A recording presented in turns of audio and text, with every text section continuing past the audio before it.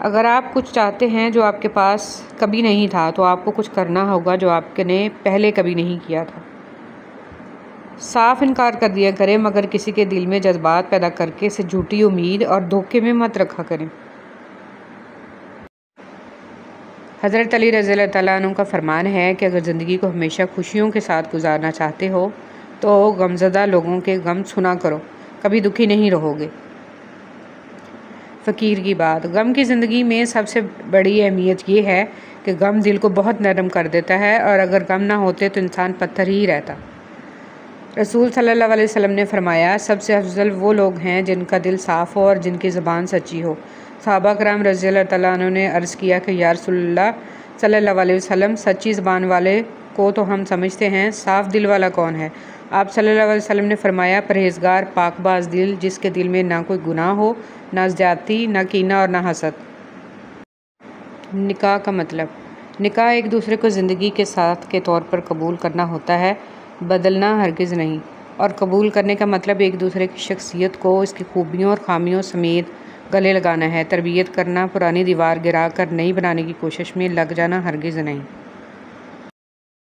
सैयदा आयशा रज़ियल्लाहु तआला अन्हा से रवायत है कि रसूल सल्लल्लाहु अलैहि वसल्लम ने फरमाया, और जो शख्स कुरान को अटक अटक कर पढ़ पाता है, इसको पढ़ने में इसको मुश्किल होती है, तो इसके लिए दुगना अजर है।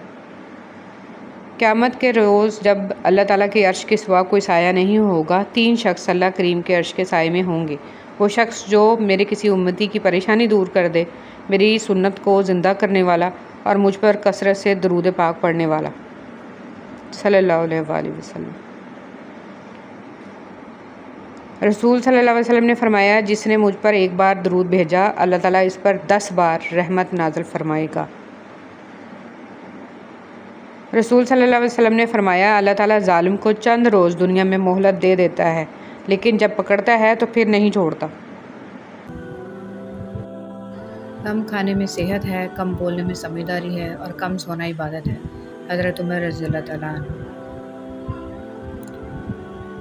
ज़िंदगी इस अज़ान से शुरू होती है जिसकी नमाज नहीं होती, और इस नमाज पे ख़त्म होती है जिसकी अज़ान नहीं होती।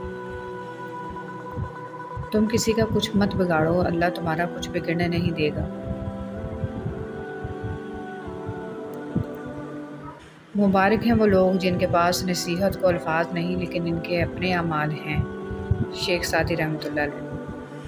अगर आप लफ्ज़ और आप और तू इंसान की हैसियत देख कर इस्तेमाल करते हैं तो आप अच्छे इंसान नहीं हैं। हुस्न इखलाक ये है, नबी करीम सल्लल्लाहु अलैहि वसल्लम ने फरमाया, जो तुमसे ताल्लुक़ तोड़े इससे जोड़ो, जो तुम्हें महरूम करे इसे अता कर, जो तुम पर जुल्म करे इसे माफ़ कर। अगर ये जानना चाहते हो कि तुम्हें अल्लाह से मोहब्बत कितनी है, तो बस ये देख लो कि तुमको गुनाहों से नफ़रत कितनी है। सुना है महशर में कोई किसी का ना होगा, मगर ये सिलसिला अभी से अरूज पर क्यों है? हज़रत अली रज़ियल्लाहु तआला अन्हु ने फरमाया, अपने दिन का आगाज़ सदका देने से शुरू करो, उस दिन तुम्हारी कोई दुआ रद्द नहीं की जाएगी, और अच्छी बात बताना भी सदका है। ऐ शहनशाहों के शहनशाह, ऐ बादशाहों के बादशाह, हमारी परेशानियों को खुशियों में बदल दे, आमीन। ना औरत बुरी होती है ना मर्द, बुरा सिर्फ वो होता है जो अल्लाह रब्बुल इज़्ज़त की कायम करदा हद को ख़त्म करता है। लोग इसको याद नहीं रखेंगे जो आपने इनके लिए किया, बल्कि इसको याद रखेंगे जो आप उनके लिए नहीं कर पाए। बुजुर्ग कहते हैं, फसल रंग बदले तो काट दो, लोग रंग बदलें तो छोड़ दो। रसूल सल्लल्लाहु अलैहि वसल्लम ने फरमाया, लोगों पर एक ऐसा ज़माना आएगा कि इनमें अपने दीन पर सब्र करने वाला आदमी ऐसा होगा जैसे हाथ में चिंगारी पकड़ने वाला। जो अल्लाह की ज़ात को सामने रख कर काम करता है, वो तन्हा भी रह जाए तो अपना काम नहीं छोड़ता। हज़रत अली रज़ियल्लाहु तआला अन्हु ने फरमाया, नसीब हार जाता है लेकिन दुआएं हमेशा जीतती हैं। बस यकीन के साथ अल्लाह से मांगते रहो, और अब तुम्हें मायूस नहीं होने देगा इंशाअल्लाह। माशरे में तब्दीली तभी मुमकिन है जब हर शख्स अपनी इस्लाह में लग जाए।